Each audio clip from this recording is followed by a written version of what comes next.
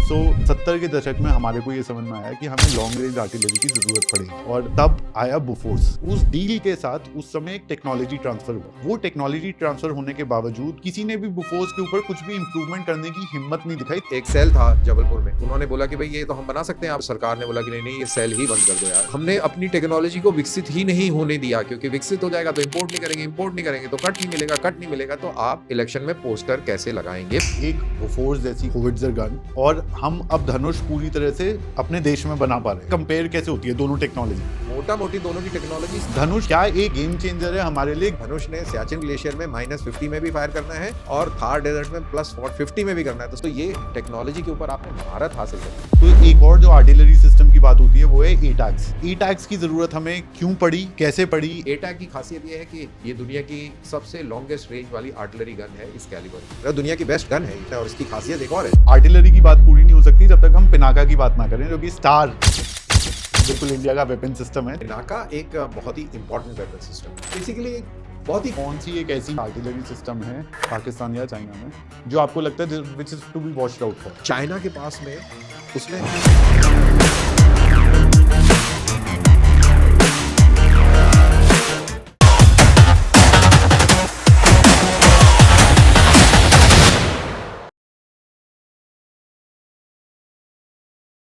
दोस्तों हमारी ये सीरीज चल रही है मेड इन इंडिया वेपन्स के ऊपर। इंडिया में बनाए गए हथियार जो कि पूरी तरह से इंडियन कंपोनेंट्स और इंडियन टेक्नोलॉजी पे डिपेंडेंट हैं। किसी भी विदेशी मुल्क ना हमें मदद चाहिए ये हथियार बनाने के लिए, और एक वॉर सिनेरियो में किसी के भी टर्म्स हमें डिक्टेट नहीं करेंगे कि हम किस तरह से एक्ट और रिएक्ट करते हैं एक पर्टिकुलर सिचुएशन पे। ये वेपन कैपेबिलिटी क्या है, इसका डीप डाइव इस सीरीज में हम कर रहे हैं। इस सीरीज को इतना प्यार देने के लिए बहुत बहुत धन्यवाद। इस सीरीज में आज का एपिसोड इंडियन आर्मी के ऊपर फोकस्ड है।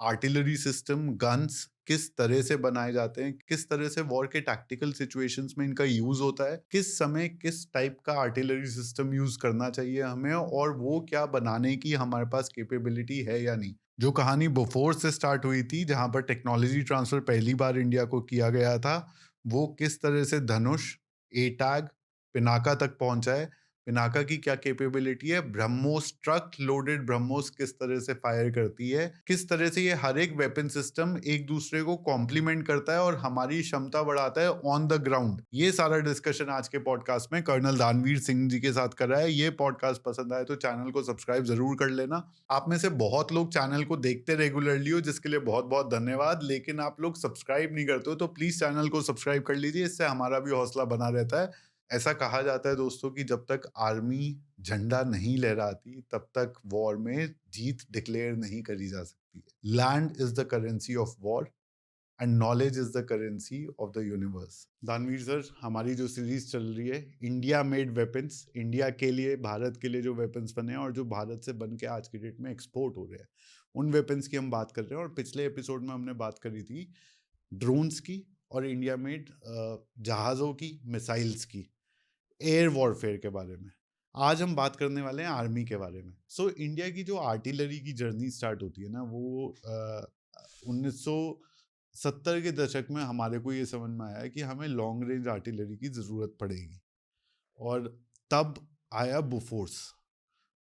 ये कुछ हद तक हमने बात करी थी कि बोफोर्स 400 गन जो आई थी, करीब करीब 1400 करोड़ का उसमें खर्चा हुआ था, और करीब 65 करोड़ का अलेज्ड एक उसमें कंट्रोवर्सी हुआ था कि शायद कुछ मिडल मैन इन्वॉल्व थे, लेकिन वो छोड़ देते हैं। उससे ज़्यादा ज़रूरी बात यह है कि उस डील के साथ उस समय एक टेक्नोलॉजी ट्रांसफ़र हुआ। वो टेक्नोलॉजी ट्रांसफ़र होने के बावजूद बोफोर्स की गन उस समय कारगर होने के बावजूद, स्वीडिश फर्म से एक हमने गन ली थी, किसी ने भी बोफोर्स के ऊपर कुछ भी इंप्रूवमेंट करने की हिम्मत नहीं दिखाई 30 साल तक तकरीबन। क्या एक स्टिग्मा बन गया था कि ये बोफोर्स को टच करते ही जो है बहुत कंट्रोवर्सी हो जाएगी, इसको छोड़ दो। इनफैक्ट इन सब का नुकसान ये हुआ कि जो बाद की जो गवर्नमेंट्स आई वो इतना डर गई कि कोई भी हम डील करेंगे तो उसमें हमारे ऊपर करप्शन के चार्जेस लग जाएंगे, तो वो अपने आप को इस सब से बचती रही। और इसमें भारतीय सेना का और देश की सुरक्षा के ऊपर काफ़ी नकारात्मक असर पड़ा। कारगिल में हमने कारगिल में हमारा बहुत नाजुक स्थिति हो गई थी, और बोफोर्स के हमारे पास में गोले नहीं थे, स्पेयर पार्ट्स के इश्यूज थे, तो बहुत सारी समस्याएं थी। तब रियलाइज हुआ कि भाई लड़ाई होगी और हम्म। कभी भी हो सकती है, हम्म। तो आपको हमेशा तैयार रहना पड़ेगा। तो ये ऐसा नहीं है कि यार ये तो फालतू का खर्चा है, इस पे क्यों पैसे वेस्ट करने, और ऐसी खाम का सरकार और चली जाएगी और करप्शन के चार्जेस और लग जाएंगे, तो जो है वो चलने दो यार। हम्म। तो ये वाला एटीट्यूड वहां से चेंज हुआ। हम्म। क्योंकि और कारगिल के समय हमारे को 400 बोफोर्स गन्स को कैनिबलाइज करके 100 गन बनाने पड़े, और फिर वो 100 गन। तो सोचो कितना मुश्किल हो गया, क्योंकि आपके पास पार्ट्स नहीं है स्पेयर, तो आपने इसका पहिया, उसकी तोप, उसका साइटिंग सिस्टम जोड़ जाड़ के, और तो this is what is cannibalisation. हाँ, तो लेकिन जब ऑलमोस्ट 90 डिग्री एंगल पे वार करना था, तो उस समय जो बोफोर्स की टेक्नोलॉजी थी, जो गन खड़े करके जो है वार कर देखिए, देती थी, वो काम आई थी उस समय। हाँ, तो वो गन नहीं है, बोफोर्स एक हॉइट्जर गन हॉइट्जर है। क्या फर्क होता है दोनों में? हाँ, गन होती है जो कम एंगल में फायर करती है, सीधा सीधा फायर करती है, और होइट्जर होती है जो बहुत हाई एंगल में फायर करती है। यानी कि टेक्निकली स्पीकिंग, अगर वो चाहे तो वो 90 डिग्री पे अपने ऊपर ही बम गिरा सकती है, बिल्कुल सीधा जाके। टेक्निकली। हाँ। हाँ, ऐसा होता नहीं है। हाँ। और जो गन है वो बिल्कुल स्ट्रेट एक राइफल की तरह भी फायर कर सकती है, जैसे 130 गन है। और ये गन हॉइट्जर है, यानी कि ये सीधा भी फायर कर सकती है और हॉइट्जर की तरह हाई एंगल में ही फायर कर सकती है। अगर आप बैडमिंटन खेलते हैं या टेनिस खेलते हैं, तो अगर आपने शटल कॉक को ऊंचा उठा के मारा, जो बहुत ऊपर लॉब करके और फिर वो ऊपर से नीचे गिरेगी, तो कभी तो ये क्या हुआ, ये हॉइट्जर का ये काम हुआ, वो ऊपर गोला गया और फिर वो नीचे गिरा। ठीक है। और गन का काम हो गया जैसे स्मैश करते हैं आप, सीधा टक स्मैश। हाँ, ये गन का काम हो गया। तो माउंटेन वॉरफेयर के लिए तो हॉइट्जर बहुत बहुत, इंपॉर्टेंट। तो बस ये आपको आंसर मिल गया। तो क्योंकि आपको क्रेस्ट क्लियरेंस करनी है, तो आपको हॉइट्जर की जरूरत है, और वहां पे बोफोर्स हॉइट्जर का काम करती है। यही आप आ गए, जो मैंने आपको पंजाब की लड़ाई का एक मिसाल दिया कि सामने से टैंक आ रहे हैं, आपने टैंक उड़ाना है, तो आपको गन वैसी चाहिए कि एक गोले से पूरा टैंक के परखच्चे उड़ जाए। ऐसे भी रिक्वायरमेंट आ सकती, तो ये स्ट्रेट फायर भी कर सकती है। तो ये दोनों काम कर दोनों, सकती थी। तो that is why it is gun howitzer. 130 gun, medium gun, 130 so इस तरीके से है। खैर, उस डील के बाद ये तो तय हो गया था कि ये स्वीडिश कंपनी जिससे ये बोफोर्स हमने खरीदा था, उसके साथ कुछ फर्दर डील या फर्दर ट्रांजैक्शंस नहीं होंगे, ये मोर और लेस सेट हो गया था। हालांकि बाद में सुप्रीम कोर्ट ने क्लीन चिट भी दी बोफोर्स की डील को, उसकी डिटेल में नहीं जाते। लेकिन वो जो 12,000 पन्ने का जो टेक्नोलॉजी ट्रांसफर हुआ था, उसको उठा करके धनुष का प्रोग्राम चालू हुआ 2011 में। धनुष के बारे में बताओ। देखिए, धनुष इज बेसिकली इंडियन बोफोर्स, बिल्कुल वही है, ट्रू कॉपी। पूरी टेक्नोलॉजी ट्रांसफर हुई थी, और आपने जैसे बताया कि वो 1400 पन्ने की 12,000 पन्ने का वो जो था डॉक्यूमेंट था, और या डॉक्यूमेंट्स थे जिसके अंदर पूरी टेक्नोलॉजी के ब्लूप्रिंट्स थे, वो हमारे पास आए। और कहा जाता है कि जो एक वहाँ पे सेल था जबलपुर में, गन कैरेज फैक्ट्री में, जिसका यही काम था, उन्होंने बोला कि भाई ये तो हम बना सकते हैं, आप हमें इजाज़त दें। तो पता नहीं उस समय की क्या सोच थी, तो सरकार ने बोला कि नहीं नहीं, ये सेल ही बंद कर दो यार। अब उसके पीछे बहुत सारे रीज़न हो सकते हैं कि अगर ये गन खुद बनाने लग जाएंगे तो फिर पैसे कहाँ से आएंगे, इलेक्शन भी लड़ने, ये वो, तो अपनी टेक्नोलॉजी।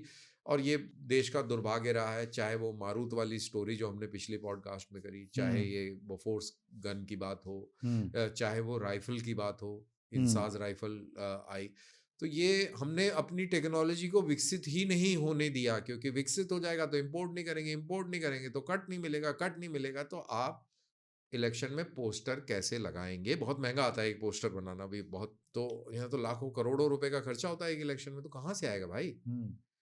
तो फौज का काम सिर्फ लड़ना नहीं है, फौज के इक्विपमेंट से देश में डेमोक्रेसी चल रही है। खैर, on the lighter note, but the fact of the matter is कि इससे देश की सेनाओं को नुकसान हुआ। और जो प्रेजेंट जो डिस्पेंसेशन है, चाहे आप कुछ भी बोले, आप कोई भी तोहमत लगाएं, बट इस डिस्पेंसेशन ने ये काम जबरदस्त किया है कि भारत के अंदर भारत की टेक्नोलॉजी को बढ़ावा दिया है और आज हम एक्सपोर्ट कर रहे हैं चीजें। हम्म। आप और ये चीज आपको तारीफ करनी पड़ेगी, हाँ। इसमें कोई डाउट नहीं है। भारत मजबूत हुआ है, हम्म। भारत बहुत मजबूत हुआ है। तो सर एक बोफोर्स जैसी होविट्जर गन जिसमें मर्सिडीज बेंज का इंजन लगा हुआ था, और हम अब धनुष पूरी तरह से अपने देश में बना पा रहे हैं, और आप कह रहे हैं कि धनुष की कैपेबिलिटी और बोफोर्स से कम नहीं है किसी तरीके से, तो ये कैसे कंपेयर कैसे होती है दोनों टेक्नोलॉजी? देखिए, फर्स्टली दोनों की रेंज में फ़र्क है। कैलिबर लगभग सेम है, एम्यूनिशन बेटर है।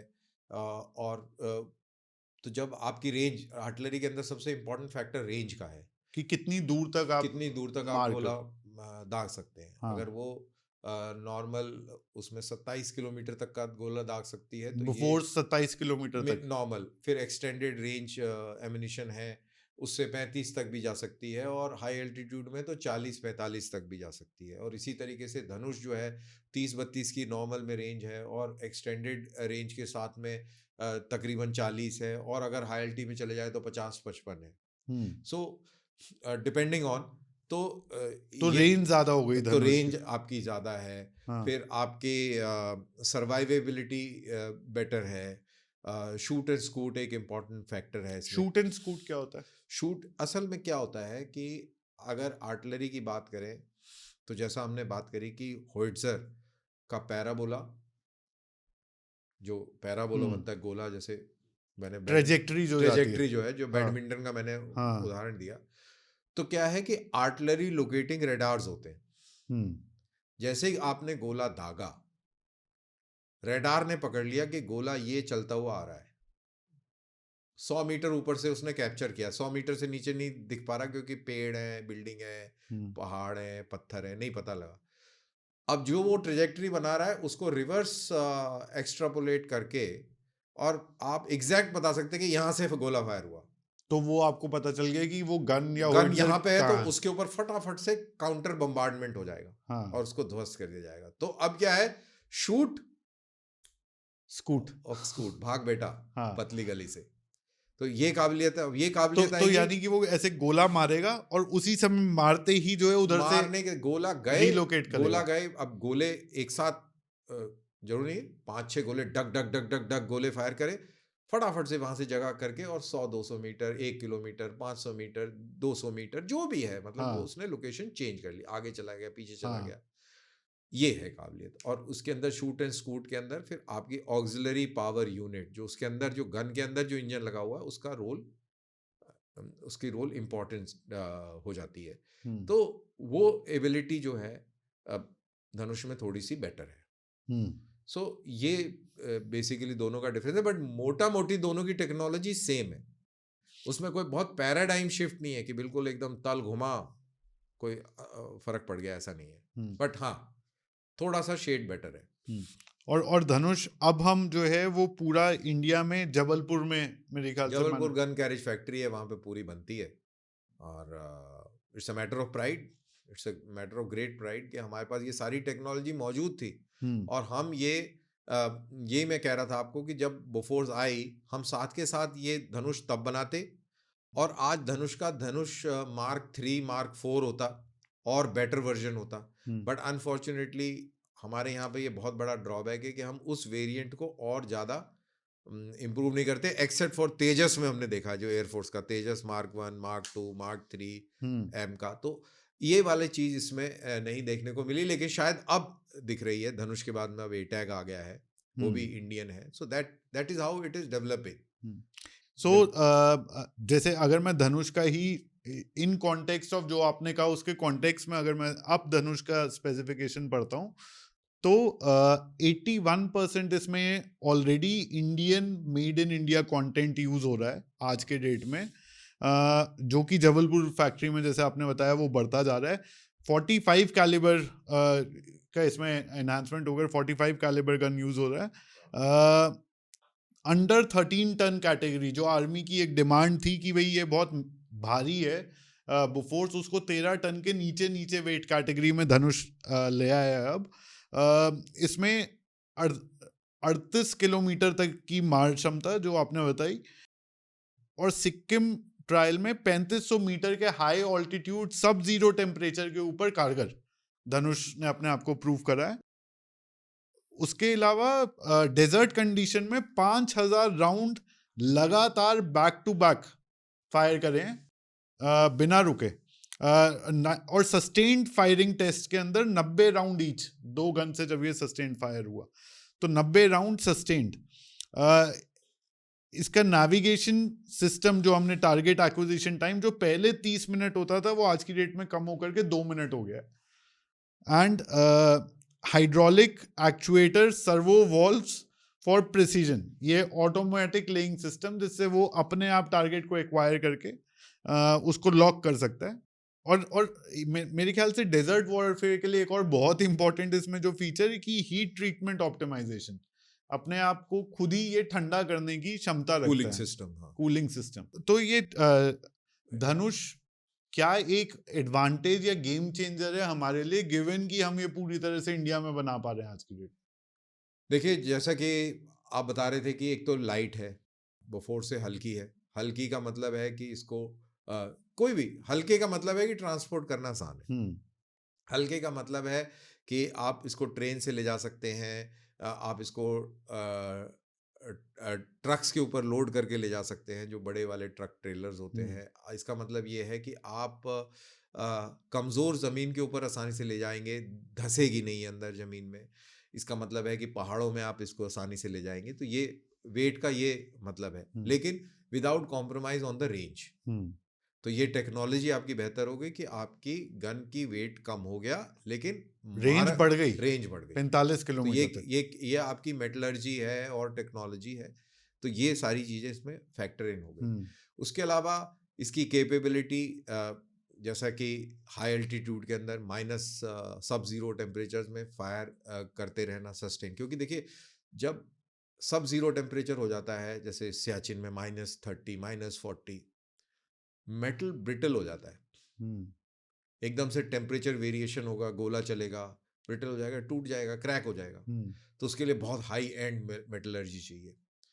वही मेटल जब उतर के रेगिस्तान थार डेजर्ट में जाएगा, जहाँ पे +50 डिग्री टेम्परेचर होगा, एक्सपैंड करेगा, ओवर हीटिंग होगी, यू नो चल नहीं पाएगा, बहुत सारे इश्यूज होंगे। तो वहाँ के लिए भी तो गन वही है।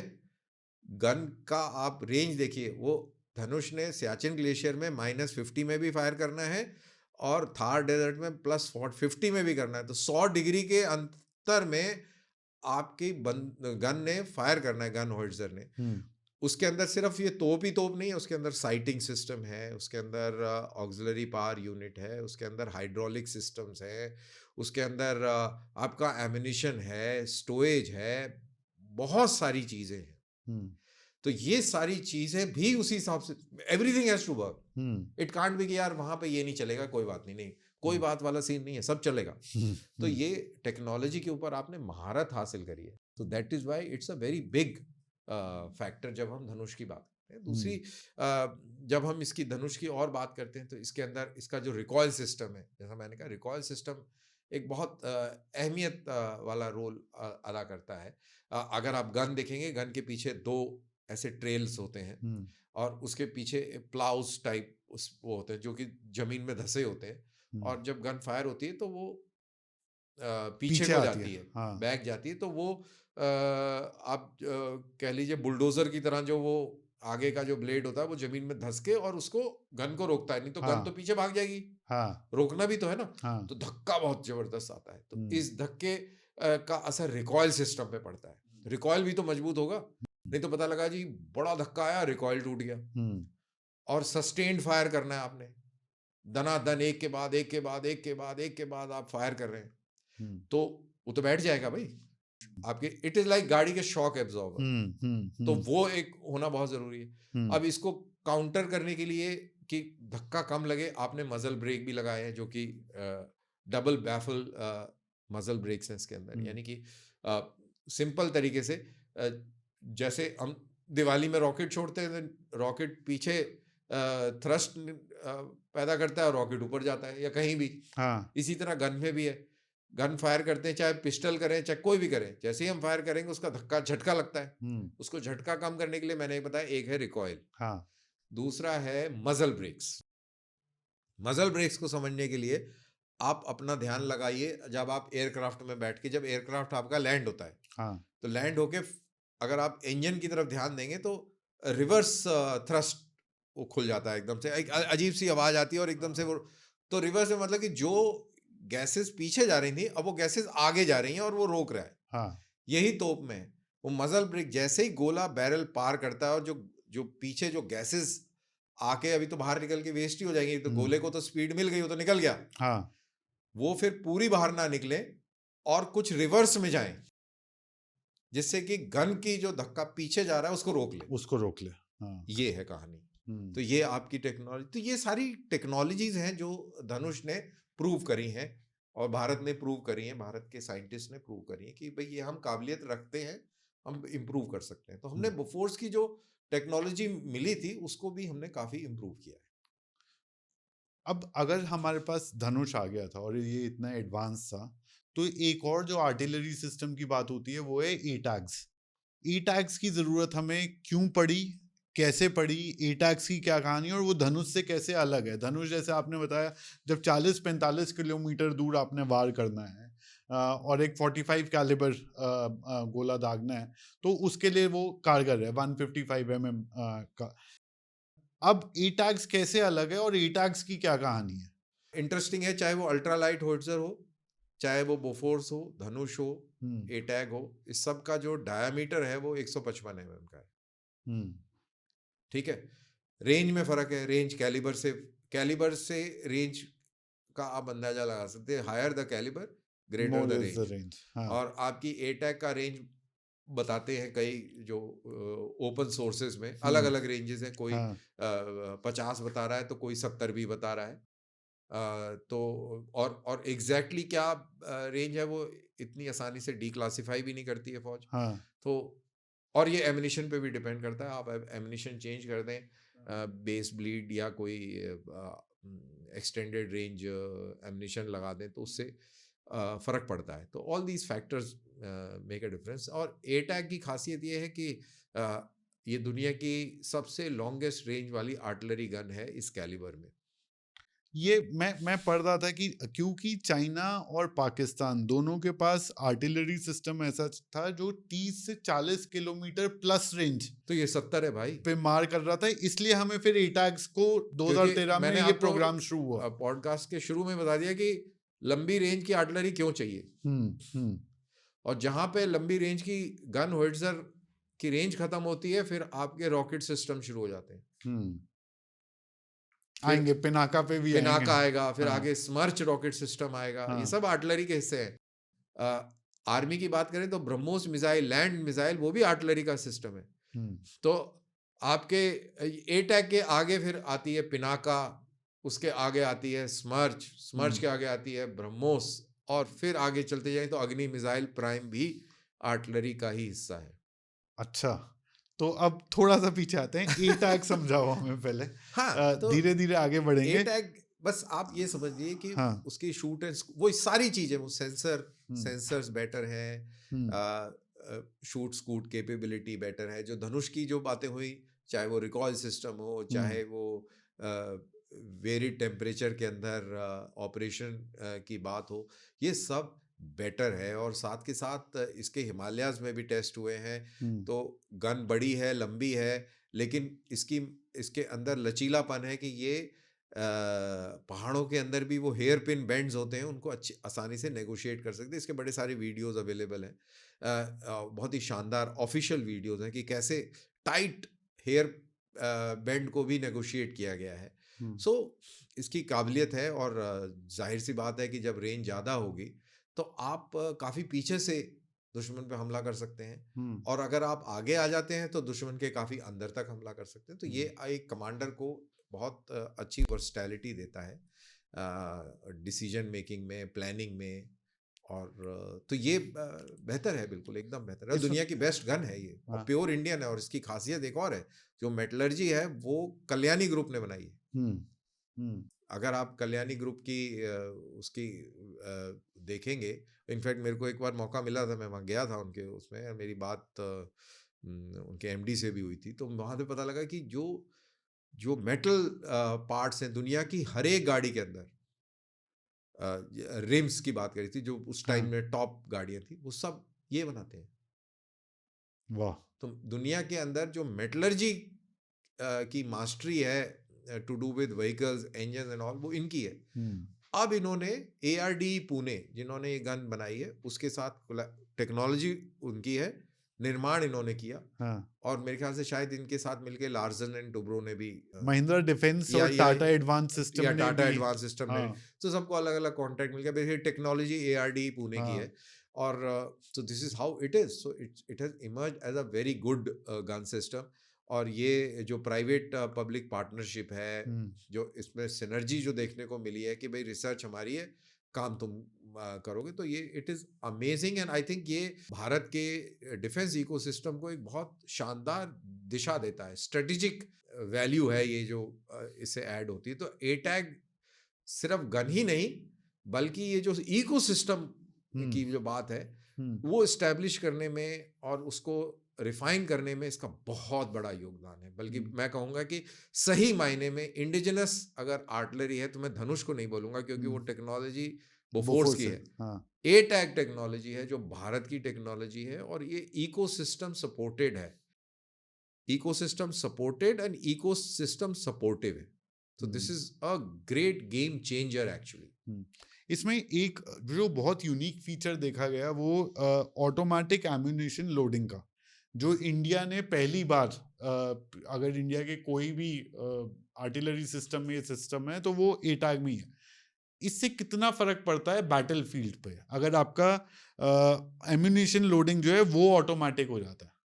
एमिनिशन लोडिंग ऑटोमेटिक, सीधी सी बात है, 12 बोर गन चलाओ, उसको 12 एक एक गन चलाओ, फिर उसको खोलो, फिर उसमें दूसरा कारतूस डालो, हाँ। फिर बंद करो, फिर चलाओ। हुँ, मैनुअल लोडिंग, हाँ। ऑटोमेटिक लोडिंग, हुँ, राइफल टक टक टक टक टक, ऑटोमेटिक, हुँ। यही गन में गन होल्डर में भी है।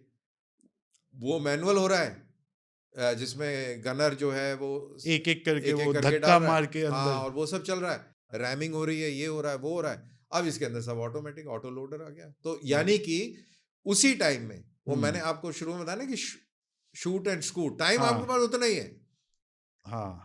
टाइम बहुत कम है, तो टाइम उतने ही टाइम में आपने ज्यादा गोले मार दिए गोले मार दिए, क्योंकि और ऑटो लोडर है, भाग लिए वहां फिर। से भाग लिए, क्योंकि आपके पास टाइम नहीं है।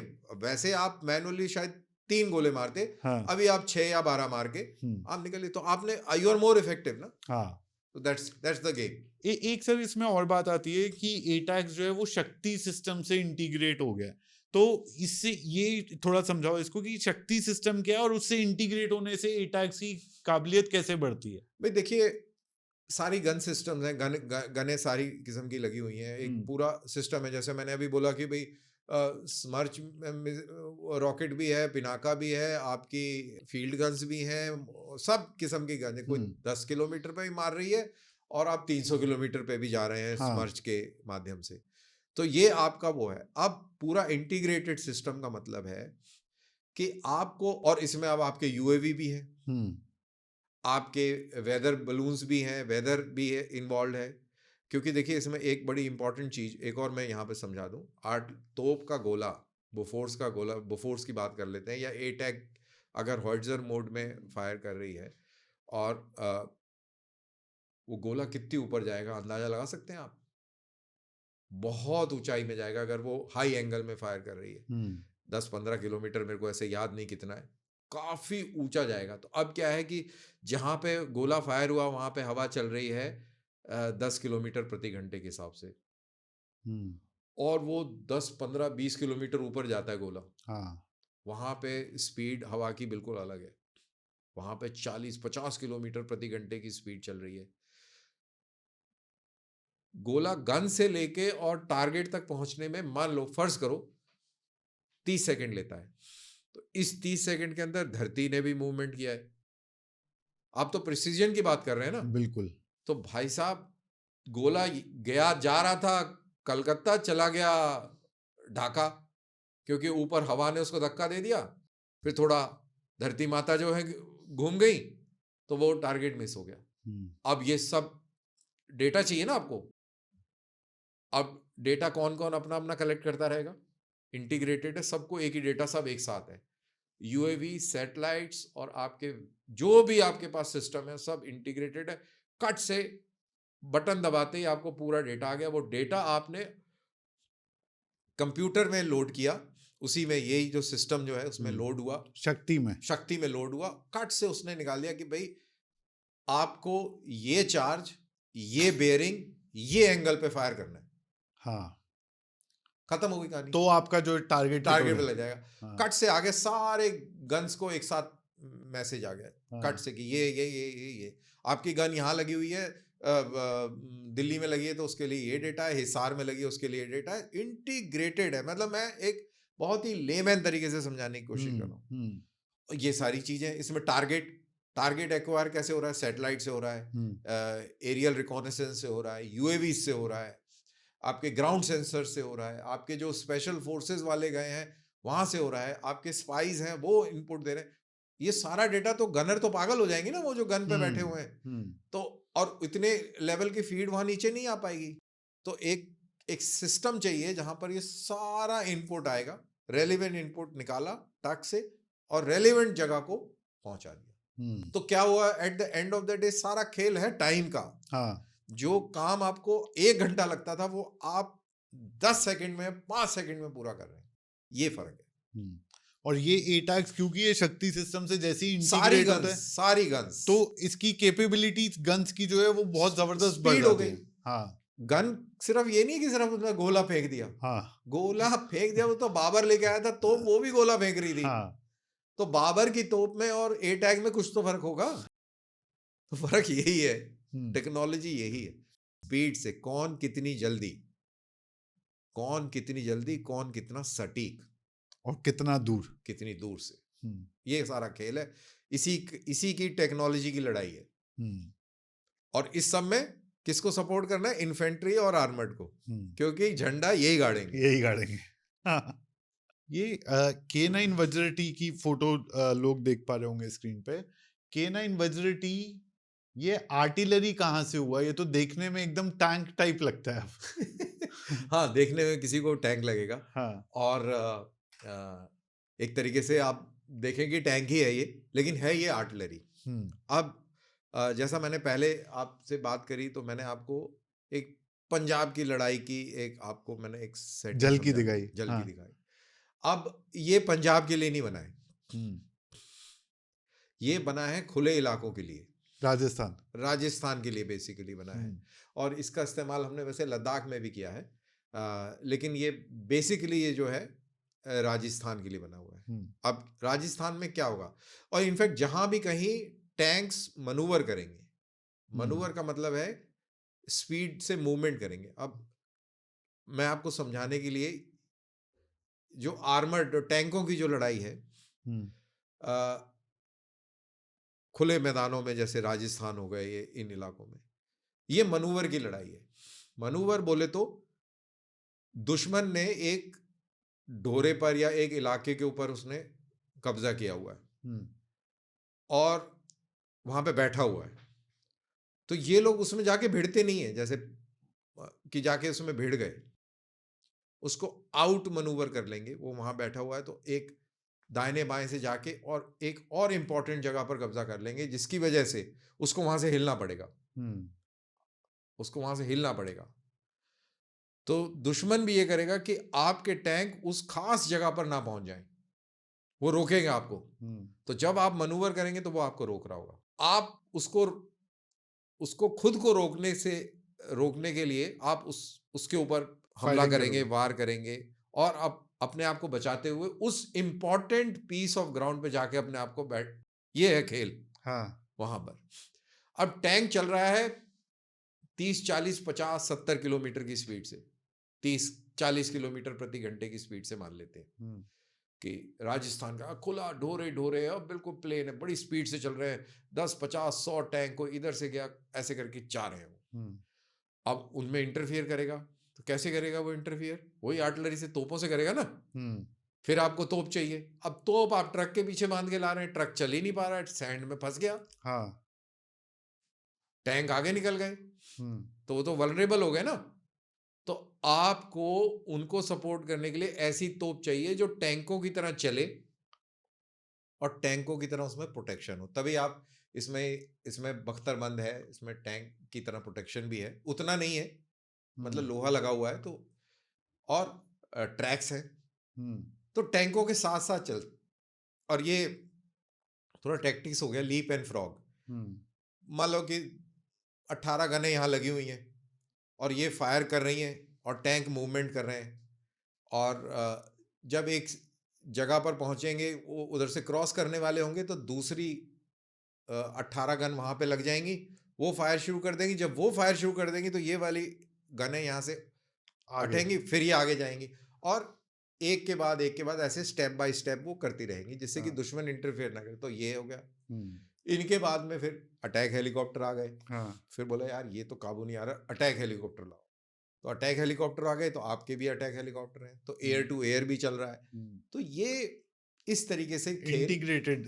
तो यानी ये K9 वज्र टी की जो है, ये इसकी एक अपनी एक स्ट्रैटेजिक जगह है, हाँ, जहां पर ये बहुत कारगर प्रूव होता है। इसके अलावा कुछ शायद नहीं हो, शायद यही वजह थी कि साउथ कोरिया के साथ हमने ये स्ट्रेटेजिक अलायंस करा। अब बेसिकली एक ये गन है, पहले हमारे पास एक कैटापुल्ट गन होती थी, वो विजयंत टैंक की चेसी से, और उस पे 130 mm की गन, हमने जुगाड़ बना रखा था। वो जो जीप या जिप्सी के नहीं, ट्रक वो एक अलग चीज है।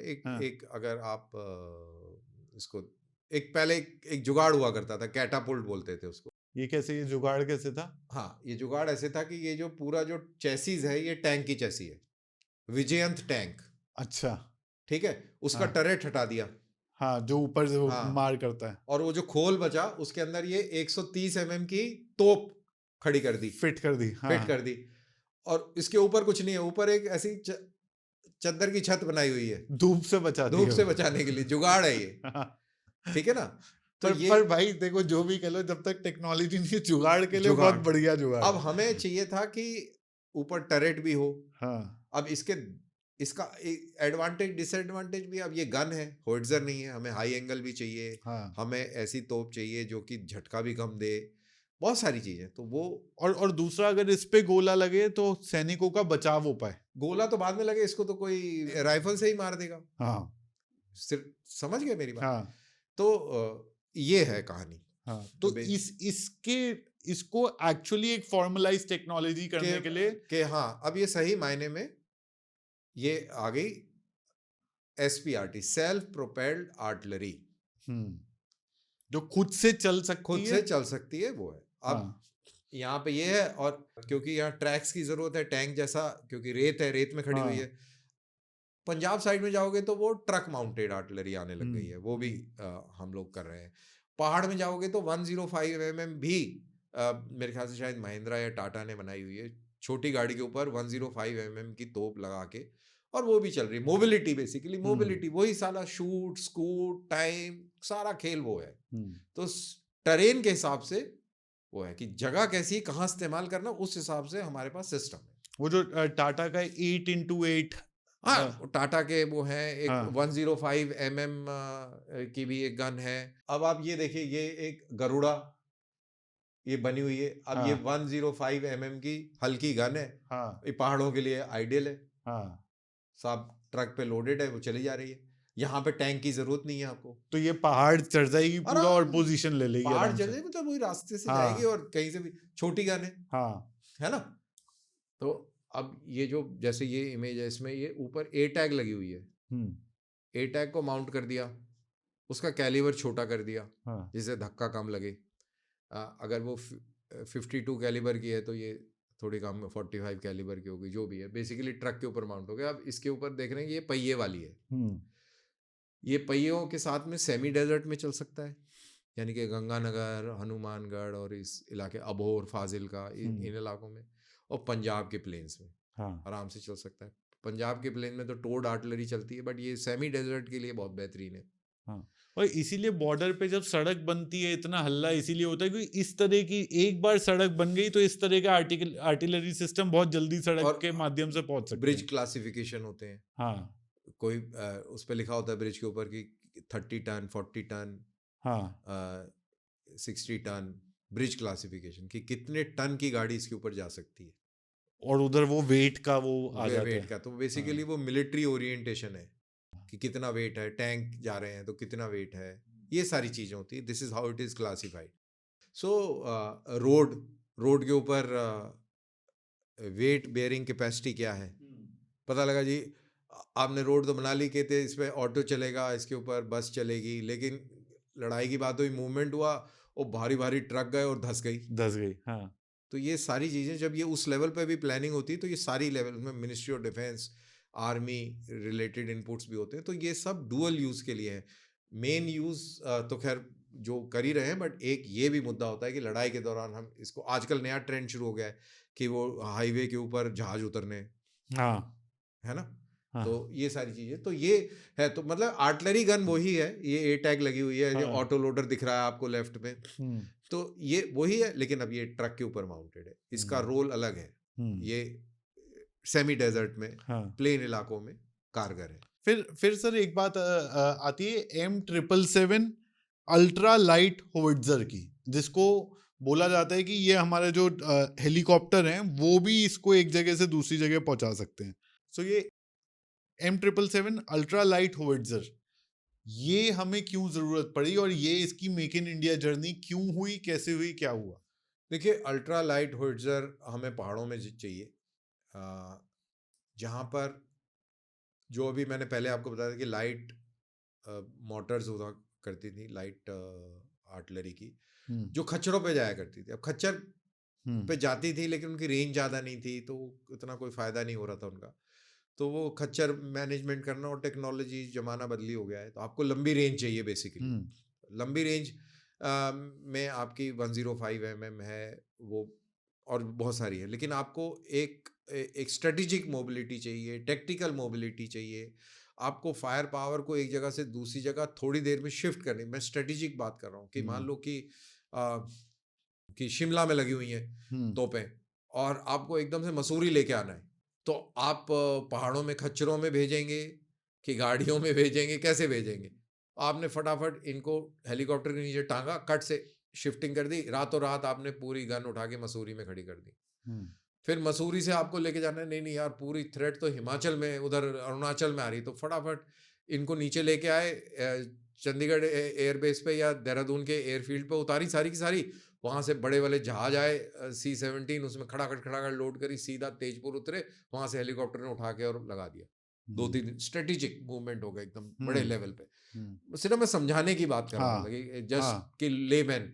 तो आपको अल्ट्रा लाइट, आपको होइट्जर भी चाहिए, आपको, ताकि ऊपर की तरफ हाँ, मार। आपको पार्टी में खाना भी 5 स्टार वाला चाहिए, हाँ, लेकिन आपको चाहिए कि ढाबे के रेट पे मिल जाए, हाँ, वो वाला सीन हो गया ना।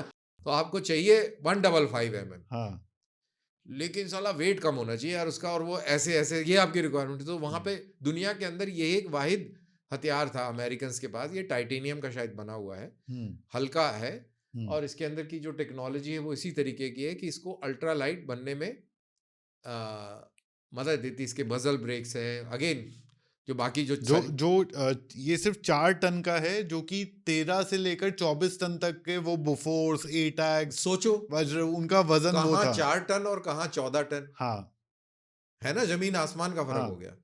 तो ये और आपके गोले की रेंज फिर वो बराबर, वही 155 का गोला है, हाँ, 27 किलोमीटर की, बताइए, 27 किलोमीटर आप इस पे वो रेंज हासिल कर रहे हैं। सॉरी 40 किलोमीटर, हाँ, चालीस वो किलोमीटर एक्सटेंडेड रेंज करके आप हाँ, 40, तो वो जो एक्सटेंडेड 40 है। जो आपका 14 टन का तोप फेंक रहा है, वो आपका ये 4 टन का भी फेंक रहा है। हम्म, लेकिन एडवांटेज इसका सबसे बड़ा ये है कि इसमें आप टेक्टिकल और स्ट्रेटेजिक मोबिलिटी ला सकते हैं एट ऑपरेशनल लेवल। टेक्टिकल तो खैर चलो, वो तो गाड़ियों से भी एक जगह से दूसरी जगह चले जाएगा, बट हम्म। मेनली आपके लिए ऑपरेशनल लेवल पर और स्ट्रेटेजिक लेवल पर इसका आप मूवमेंट बहुत स्पीड से कर सकते हैं। और ये बिल्कुल सही कहा आपने, CH-47 चिनूक हेलीकॉप्टर जो है इसको उठाने के केपेबल है। और दूसरा जहाज जो भारत के पास है लेकिन अभी ऑपरेशनल नहीं है, हाँ, वो है Mi-26, भारी भरकम सुपर हैवी लिफ्ट हेलीकॉप्टर है।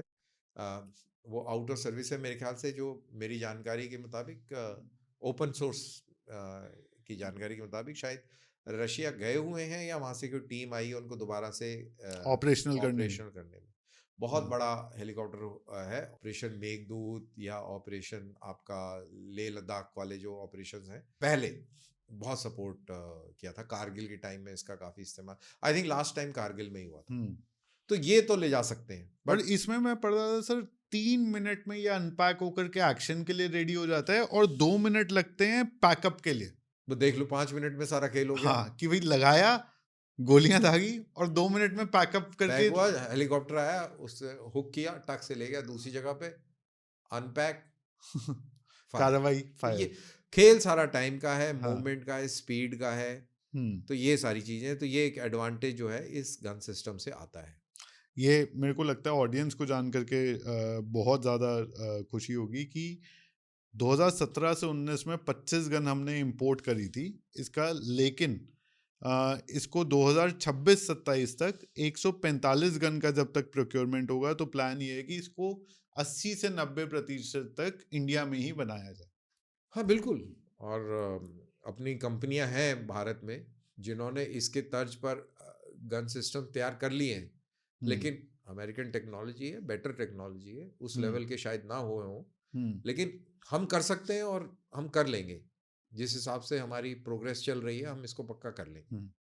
आर्टिलरी की बात पूरी नहीं हो सकती जब तक हम पिनाका की बात ना करें, जो कि स्टार बिल्कुल इंडिया का वेपन सिस्टम है, जिसके बारे में बहुत बात होती है, लोगों को भी बहुत उत्सुकता है उसके बारे में डिटेल में जानने के लिए।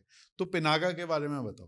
पिनाका वाकई एक बहुत ही सक्सेस स्टोरी है, लेकिन उससे पहले कि मैं पिनाका के एस्पेक्ट में जाऊं, 155 आर्टिलरी, खासतौर से ए टैग हो गई, हम्म। की बात करूं, इस कैटेगरी के हथियारों की बात करूं, तो इनके अंदर एक खासियत और है, ये टैक्टिकल न्यूक्लियर वेपन भी फायर कर सकती है। बाय द वे, 155 की जो तोप है वो न्यूक्लियर आर्टिलरी शेल भी फायर कर सकती है, ये काबिलियत होती है।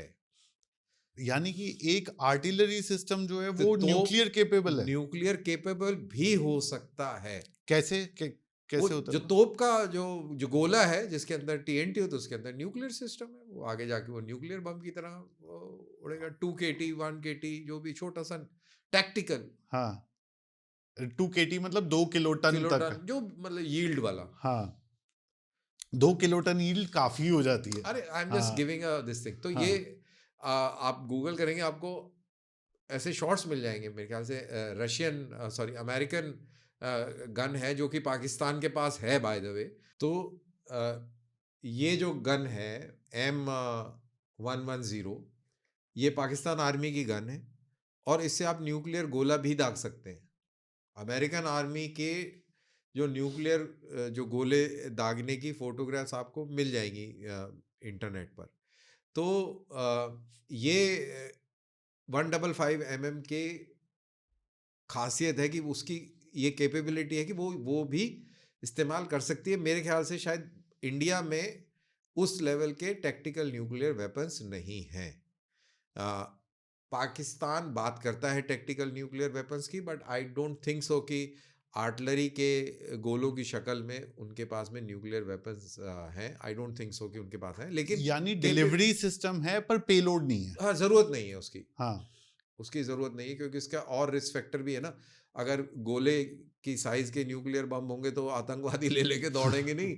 हाँ। वो तो बहुत ही क्योटिक और वैसा वाला सीन हो जाएगा ना। तो हम्म। मेरे ख्याल से वो सिस्टम तो नहीं है, बट मैं सिर्फ ये बता रहा हूँ कि इनकी कैपेबिलिटी है। हाँ, ये बहुत इंटरेस्टिंग बात है कि हाँ इतने टैक्टिकल लेवल पे, इतने जो जूम्ड इन छोटे लेवल के ऊपर भी न्यूक्लियर कैपेबिलिटी हो सकती है। बिल्कुल हो सकती है। और अगर आप M11 को अगर आप करें न्यूक्लियर शेल्स, तो आपको उसकी इमेज भी मिल जाएगी। ये आर्टिलरी गन से दागा हुआ न्यूक्लियर गोला। वाह, क्या समझे बॉस? बहुत खतरा है कि नहीं? तो है। ये काबिलियत 155 का मतलब है कि आप एक न्यूक्लियर गोला भी दाग सकते हैं। आ, लेकिन ये 155 से ज़्यादा बड़ा वो है इसका, तो खैर। हम्म। बट आर्टिलरी गन की ये काबिलियत है और ये पाकिस्तान के पास है। हम्म। और हमारे पास भी रशियन आर्टिलरी, हैवी आर्टिलरी हुआ करती थी। अंबाला में एक रेजिमेंट होती थी, जलंधर में हुआ करती थी, हम्म। अ, हाँ। जो कि पाकिस्तान के पास M110 M115 की टक्कर की थी। रशियन मेड थी वो, हैवी आर्टिलरी की कैटेगरी में आती थी।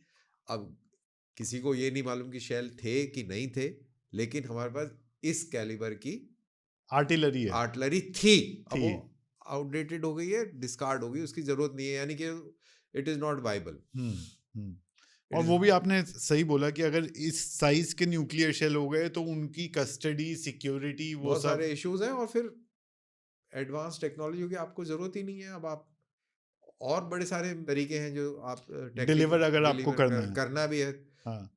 अगर बात इसी की डिलीवरी की बात है तो यूएवी से डिलीवर कर दो, जो कि इतनी केपेबल, जो उस शेल के वजन को ले जाने में काबिल हम्म। हो। थियोरेटिकली तो कुछ भी हो सकता है ना। हाँ।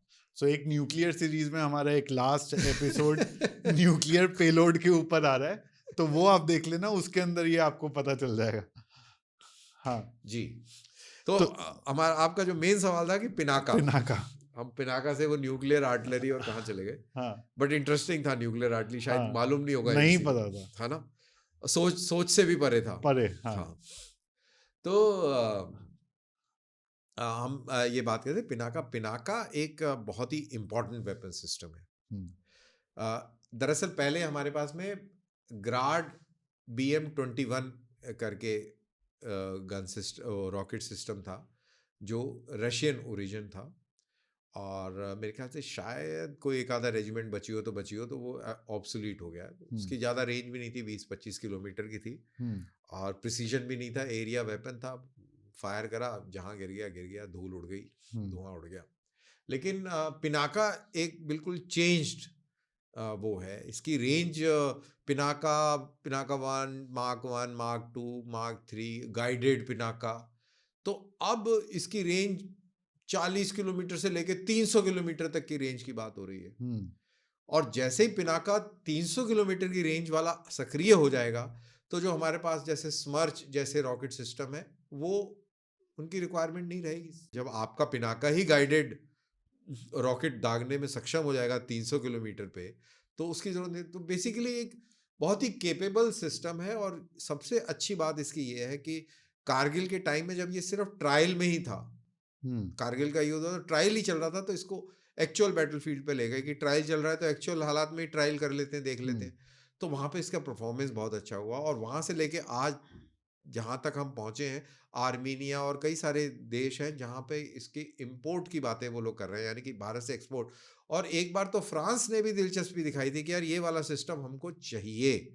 तो इसके अंदर जो गाइडेंस सिस्टम जो आने वाला है, और इसकी जो रेंज एनहेंसमेंट हो रही है, 40, 60, 120 एंड फाइनली 300 किलोमीटर्स प्लस, तो I think it is a remarkable weapon system. और क्योंकि ये प्रिसीजन वेपन सिस्टम हो गया है, तो इसका जो रूप स्वरूप है रशियन ग्राड BM-21 से बहुत बिल्कुल मुख्तलिफ है, बिल्कुल चेंज है।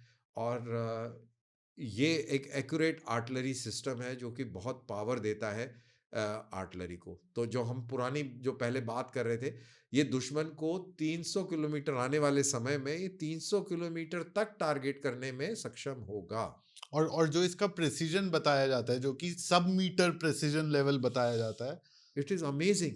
यस, कि इट इज आप बैटलफील्ड पे खड़े होकर के 100-125 किलोमीटर, आज की डेट में ही 125 किलोमीटर आगे मिसाइल दाग सकते हैं इस सिस्टम को यूज करके, अब इसको सब इसको मीटर इ- एक्यूरेसी के इसको साथ। अब इस तरीके से समझने की कोशिश करिए। हम्म। पाकिस्तान जो है टैक्टिकल न्यूक्लियर वेपन्स की बात करता है, हम्म।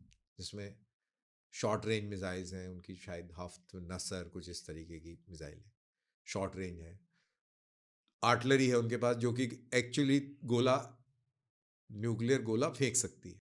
तो ये जो टैक्टिकल मिसाइल्स जो हैं उसके पास में, जो अभी जो ऑप सिंदूर के दौरान इन्होंने फायर भी करी थी हिसार के पास, उसको मार के गिराया गया। अगर इस तरीके के वेपन सिस्टम वो बैटलफील्ड में लेके आएगा, हम्म। तो जाहिर सी बात है कि वो काफी पीछे से फायर करेगा ना। हम्म। तो उनको कन्वेंशनली कैसे टारगेट करेंगे, वो आप इन हथियारों से टारगेट करेंगे। प्रिसाइज, जैसे ही आपको पता लगा कि पैराबोला कैसे बना और कहाँ से कहाँ आया, या ट्रेजेक्टरी इनके रॉकेट सिस्टम कहाँ है, सैटेलाइट इमेजरी आई, यूएवी फीड आया, और टक से आप इनसे करेंगे, ब्रह्मोस से करेंगे आप, बहुत सारी। तो आपके पास में बहुत सारे टूल्स हैं। तो ये एक बैटलफील्ड में टूल है, ये ऑपरेशनल कमांडर के पास में एक बहुत इंपॉर्टेंट एक टूल है। और एक इसमें जो बहुत जबरदस्त मेरे को डिफरेंशिएशन समझ में आया, आपने अगर पैराबोला मेजर कर लिया और आपको पता चल गया कि कहाँ से प्रोजेक्टाइल निकला है, ये एक फुटबॉल फील्ड जितनी जो एरिया है उसको 40 सेकंड के अंदर अंदर 12 शॉट मार करके पल्वराइज कर सकता है। यानी वो शूट एंड स्कूट करके घूम रहा होगा इधर उधर, सब जगह रॉकेट आ एरिया वेपन है ना। हाँ, एरिया वेपन है। सेकंडों में अगर इनकी जो एक बैटरी के फायर देखेंगे आप, इसके विजुअल्स मिलेंगे आपको, कई 100 रॉकेट दागने की कैपेबिलिटी है। तो आप सोचिए कि एक रेजिमेंट के अंदर 18 के करीब लॉन्चर अगर हैं, मेरे को नहीं याद कि कितने होते हैं, 18 ब्रॉडली अगर हैं, और सारे के सारे एक साथ सारे रॉकेट दाग दें, तो एक फुटबॉल फील्ड क्या है, तो 18 फुटबॉल फील्ड का इलाका घेर देंगे। तो वही जो आपने कहा, शूट एंड स्कूट की जो दुश्मन की जो काबिलियत है, उसको और ज्यादा जटिल बना देता है कि कहाँ जाएगा बच्चू भाग के। हाँ, पूरा इलाका, तो उसको ज्यादा दूर जाना पड़ेगा, ज्यादा दूर जाना पड़ेगा, तो उसके लिए टाइम उतना ज्यादा लगेगा। जितना उसको टाइम लगेगा, उतना टाइम हमारी इन्फेंट्री को सांस लेने के लिए मौका मिलेगा, और हम और तेजी से दुश्मन के अंदर घुस जाएंगे, मोर्चों तक पहुंच पाएंगे। हाँ। ये सारा सारा खेल यही है, सारा खेल ये है। तो ये काबिलियतें जो है इन सब से मिलती है।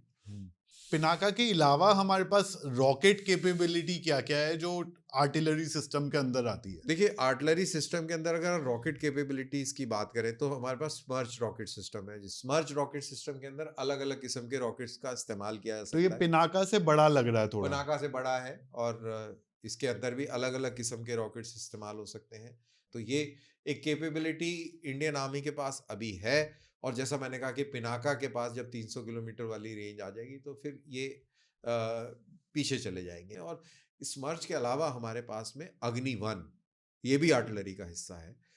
इसके अलावा BrahMos missile, land attack BrahMos missile, land to land. Nag Nag तो एंटी टैंक कैपेबिलिटी वाली, वो एक अलग चीज है। हाँ। तो ब्रह्मोस मिसाइल भी हमारे पास में है, जो कि बहुत इम्पोर्टेंट है। और क्योंकि ब्रह्मोस मिसाइल की खासियत ये है कि उसकी बहुत हाई मनूवरेबिलिटी है। टर्मिनल स्टेज पर वो काफ़ी मनूवर कर सकती है। यानी कि अगर दुश्मन ने कोई पहाड़ के पीछे, कोई मान लो पहाड़ के पीछे एक टनल बनाया, टनल के अंदर सुरंग में उसने बहुत स्ट्रेटेजिक हथियार छुपा के रखे, उनका मिसाइल सिस्टम अंदर छुपा हुआ है, कोई आर्टिलरी का गोला पीछे जाके और सुरंग में नहीं घुस सकता, ब्रह्मोस घुस सकती है क्योंकि वो गाइडेड मिसाइल है, ऊपर से जाके वो पीछे से घुस जाएगी। तो वो इस तरीके का तो ये अलग अलग कैपेबिलिटी। तो आर्टिलरी एक बहुत एक वाइड वैरायटी के साथ में है। It is not only guns, उसमें रॉकेट सिस्टम है, मिसाइल्स हैं, और न्यूक्लियर केपेबल आर्टिलरी है। जब हम अग्नि की बात करते हैं तो न्यूक्लियर केपेबल है। टेक्निकली देखा जाए तो स्मर्च से भी आप कर सकते हैं टैक्टिकल न्यूक्लियर वेपन। टेक्निकली अगर बात करें तो जब आप 155 mm एटैक से भी कर सकते हैं, और आप पिनाका से भी कर सकते हैं। तो यानी कि पिनाका, एटैक, स्मर्च, ये सब कर सकते हैं टेक्निकली। और ब्रह्मोस इनके साथ कंपैटिबल है? ब्रह्मोस भी कर सकते हैं, नहीं कंपैटिबल, अलग अलग। ब्रह्मोस का लॉन्च सिस्टम क्या है? ट्रक माउंटेड है। ब्रह्मोस की जो हम बात करते हैं, तो जब हम लैंड टू लैंड की बात करते हैं, तो बैटल फील्ड पे ब्रह्मोस इज, चाहे वो एयर से लॉन्च हो वो भी land, air to land, air to surface, जमीन से लॉन्च हो तो सरफेस टू सरफेस, अगर शिप से लॉन्च हो तो शिप लॉन्च सरफेस मिसाइल है। टारगेट सरफेस ही है जमीन पर, चाहे उसको लॉन्च आप जमीन में, जैसे ये ट्रक माउंटेड है, उस पर सुखोई 30 से एयर वाली न्यू जनरेशन ब्रह्मोस, इसी तरह शिप से भी लॉन्च कर सकते हैं। तो ये एक काफ़ी वर्सेटाइल वेपन सिस्टम है, जो कि अलग अलग जगह से फायर किया जा सकता है। तो ये अंबाला से होते होते जो है बॉर्डर पहुंच जाएगा ट्रक, और वहां से ट्रक से कहीं से कर सकते हैं आप इसको। ये खासियत है। मतलब तो आर्मी के अंदर इसको जो मैनेज करती है, जो ऑपरेट करती है, वो आर्टिलरी है। और सर इंडिया का जो हमने पूरा ये आर्टिलरी सिस्टम समझा, कौन सी एक ऐसी मिसाइल या एक ऐसा आर्टिलरी सिस्टम है पड़ोसी देशों में, पाकिस्तान या चाइना में, जो आपको लगता है which is to be watched out for, जो हमें कुछ दिक्कत दे सकता है, या जिसके जवाब में कुछ ना कुछ तैयारी हम कर रहे हैं या डेवलपमेंट कर रहे हैं? चाइना के पास में उसने आर्टिलरी का डिवीजन कर दिया है। उसने रॉकेट्स को आर्टिलरी से निकाल लिया है और उसने एक रॉकेट फोर्स बनाई है। रॉकेट फोर्स क्या होता है? मान लो कि अगर इंडिया को रॉकेट फोर्स बनानी है तो India Smerch, India BrahMos, India Prithvi missile, India Agni missiles, इन सबको आर्मी की आर्टिलरी से निकाल के रॉकेट फोर्स बना ले। ओके। एडवांटेज कमांड कंट्रोल और एम्प्लॉयमेंट डिप्लॉयमेंट में तेजी आएगी और एक उसका एक अलग स्ट्रक्चर होगा। अभी अभी तो ये पूरी वाइड रेंज है ना, 120 मोटर से लेके और अग्नि 1 तक ये पूरी आर्टिलरी है। You got the point. तो यस। ये पूरी आर्टिलरी है, तो फिर वो एक अलग सेपरेट एक स्पेशलाइज्ड डिवीजन हो जाएगा, तो उसके एडवांटेजेस नेचुरली हैं। पाकिस्तान की बात करें तो पाकिस्तान के पास में आर्टिलरी अच्छी है लेकिन आउटडेटेड है। चाइना के पास में आर्टिलरी अच्छी भी है, मॉडर्न भी है और चैलेंज भी है। इंडिया के पास में काफ़ी मॉडर्न आर्टिलरी है, स्ट्रॉन्ग आर्टिलरी है और अभी बहुत कुछ करना होना बाकी है। और आर्टिलरी सिस्टम्स में इनकी सपोर्ट में यूएवी का बहुत बड़ा रोल है। तो China, let's face the fact कि वो काफ़ी एडवांस्ड है और ये you have to give due to the devil on this. तो अभी बहुत कुछ कैचअप करना है, ऑर्गेनाइजेशनली भी और इक्विपमेंट वाइज भी। मेरे को जितना मैंने सर इस पॉडकास्ट के लिए पढ़ा, मेरे को जितना समझ में आया कि रशियन स्ट्रेटेजिक पार्टनरशिप जो आर्टिलरी में खासकर कि हमारे काम आई है जिस तरीके से, और जिस तरीके से एक एक स्टेप करके, चाहे वो बोफोर्स से टेक्नोलॉजी ट्रांसफर का यूज़ करना हो या बाकी के आर्टिलरी सिस्टम्स में धीरे धीरे कैसे हमने यूएस की टेक्नोलॉजी, MK777 की जब बात हुई या फिर एटैक्स की जब बात हुई, रशियन टेक्नोलॉजी को बेस बना करके कैसे हमने इम्प्रूवमेंट्स करी है, काबिले तारीफ है वो। मुझे लगता है कि 2027 तक का जो हमारा ये मिशन है कि ज़्यादा से ज़्यादा कंपोनेंट इंडिया में बने, अमेठी में बने, जबलपुर में बने, ये सारे चीज़ें जो है धीरे धीरे आगे बढ़ रही हैं। हो सकता है अगले 10 साल 15 साल में हम एक net exporter of artillery system बन पाए। 100% बन पाएंगे। हम एटैक्स एक्सपोर्ट कर रहे हैं, हम पिनाका एक्सपोर्ट कर रहे हैं, हम धीरे धीरे और सारे आर्टिलरी गन सिस्टम्स एक्सपोर्ट करेंगे। मेरे को जहाँ तक याद पड़ रहा है 105 माउंटेड गन सिस्टम्स में भी कंट्रीज ने इंटरेस्ट दिखाया है। तो India will become a very major exporter in days ahead. And sir thank you दोबारा हमारे लिए टाइम निकालने के लिए। मेरे को लगता था पहले कि वेपन्स के बारे में शायद इतना डिटेल में उतना इंटरेस्ट नहीं होगा, पर मेरे को बहुत खुशी होती है ये देख करके कि हमारे यूथ को ये जानना है कि इंडिया का कैपेबिलिटी क्या है, कितना हम मैन्युफैक्चर कर पा रहे हैं, और उस सीरीज में, उस सिलसिले में शायद ये पॉडकास्ट सीरीज हमारा थोड़ा सा कॉन्ट्रीब्यूशन कर वो पाए। जैसे पुरानी जनरेशन थी कि भारत माता की जय लगाई और उसमें खुश हो गए। हाँ। लेकिन अभी जो नेक्स्ट जनरेशन, जो नई जनरेशन है, वो नॉलेज सीख करना चाहती है और जानकारी समझना चाहती है। और मेरे ख्याल से ये बहुत इंटरेस्टिंग बात है कि एस्पिरेशनल यूथ है, wants to know more and more, और इन पॉडकास्ट से पता लगता है कि they are interested in serious stuff. Yes. और आपके कुछ भी जो सवाल होंगे, हम अभी टैंक्स के ऊपर सीरीज करेंगे, गन्स के ऊपर करेंगे, नेवी की कैपेबिलिटीज के ऊपर सीरीज करेंगे, जो यूनिफॉर्म्स पहनते हैं, इन्फेंट्री का क्या काम होता है, उन चीज़ों पे सीरीज करेंगे। न्यूक्लियर पेलोड के ऊपर जैसे मैंने बोला सीरीज आ रहा है हमारा। तो जो भी आपके सवाल हैं कमेंट्स में डाल देना। एंड दानवीर सर को आपने बहुत प्यार दिया आप लोगों ने पिछले पॉडकास्ट में, वो जारी रखना। चलिए, ग्रेट यार, thank thanks you, Tarun, thank you sir, thank you. Last तक इस पॉडकास्ट में बने रहने के लिए बहुत बहुत शुक्रिया, और इसी तरह के जबरदस्त धमाकेदार एपिसोड्स देखने के लिए ये चैनल को सब्सक्राइब कर लीजिए। इंडियन मेड वेपन सिस्टम्स के ऊपर जिस तरह से ये सीरीज चल रहा है हमारा, इसी तरह से एक सीरीज हमने इंडिया की न्यूक्लियर जर्नी पे करा है, उसका लिंक स्क्रीन पे आपको दिख रहा होगा। क्लिक करके इसको ज़रूर देखना, बहुत इंटरेस्टिंग पॉडकास्ट है। इस चैनल को इतना प्यार देने के लिए और हमारी फैमिली में बने रहने के लिए बहुत-बहुत धन्यवाद।